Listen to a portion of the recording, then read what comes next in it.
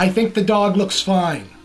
It looked like a dog to me. It's definitely a stylistic choice. It fits with the rest of the animal effects and the CGI-enhanced background nature stuff in the movie. It goes with the sort of heightened romantic naturalism, storybook hyperrealism. It worked for me. It wasn't distracting. Like, okay, just as you can tell, the voice still isn't 100% healed, but a job is a job. I actually really liked the movie, and the main thing everyone wants to know is, okay, but does the dog look weird for the whole thing? So I wanted to get that out right up front. Because you see, if you didn't know, because there's so much dangerous, painful, and or impossible stuff to put a trained animal through in the actual book this is based on, but they still wanted to keep the whole dog being the main character and shoot as much of it from his perspective and eye level as possible thing, they actually did all of this with a motion capture rig. It's a CGI animated dog, and mocap specialist Terry Notary, he also plays King Kong and a whole bunch of other creatures, was like down on all fours playing the dog, which, yeah, sounds bizarre because you're picturing Harrison Ford having to like pet and give tummy rubs to this grown-ass man in a computer suit, and we all know what a real dog looks like, and they've deliberately compensated by animating the main dog and all the other animals to look not like cartoony, but also not 100% photorealistic like in the Lion King remake. So they look real, but almost deliberately too picture-perfect, idealistically like themselves, and they're animated and motion captured in that Bambi style where the body movements and face expressions actually are mirroring human behavior instead of just being interpreted to do that. And I mean, I guess it's kind of hard to explain, but like when you see it moving around for longer than in a trailer shot, it makes sense. And for me, I thought it worked. The mocap and the animation combined give the dog a really endearing, expressive character, and paired with the costuming, the cinematography, the overall design, which are all aiming to evoke this more stylized landscape painting version of the Yukon, as opposed to anything the Yukon ever actually looked like in real life. It's a pretty gorgeous looking movie. As for the rest of it, since I'm assuming most of us are in the same boat I was of not having cracked, if at all, Jack London's 1903 Call of the Wild since being like forced to do so in middle school English,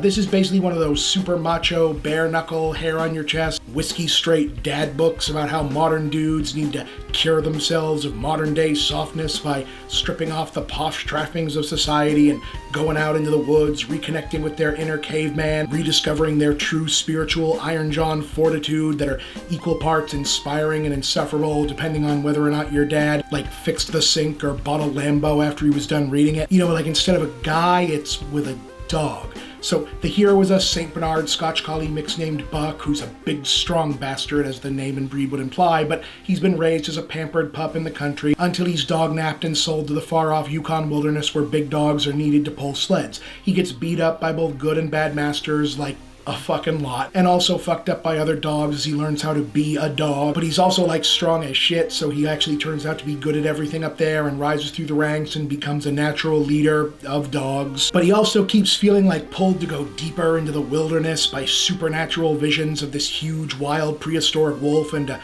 primitive human that are supposed to be like the ancestors of the first dog and the first man, representing the Call of the Wild, and it gets kind of more esoteric and survivalist as it goes on, with an ending implying that Buck and a wolf pack he eventually joins up with have evolved or ascended into some next higher pure evolution of reclaimed by the wilderness true dogs. So I guess it's like he's been having the "there are two wolves inside you" conversation with himself, but like he's a dog, so I guess maybe it's only one wolf and he's the other wolf. Look, sometimes guys would just like go off into the woods back then, and when they'd come out, there'd be this book, and yeah. Anyway, this new version is going for family audiences and probably like a general 2020 sense that audiences now don't totally share Jack London's certain amount of abuse is just a survival necessity, boy into man exercise philosophy. So as such, they've pared the narrative and character count nice and streamlined down to the essentials, dropping a handful of Buck's side adventures with various sled teams to split the story neatly in two for a first half, where he arrives in the frozen north and learns the ropes with a tough but kind mail service team, but is then forced under the whip of a cruel group of wealthy, nature-ignorant gold hunters, and then a second half where he's rescued by top-billed co-star Harrison Ford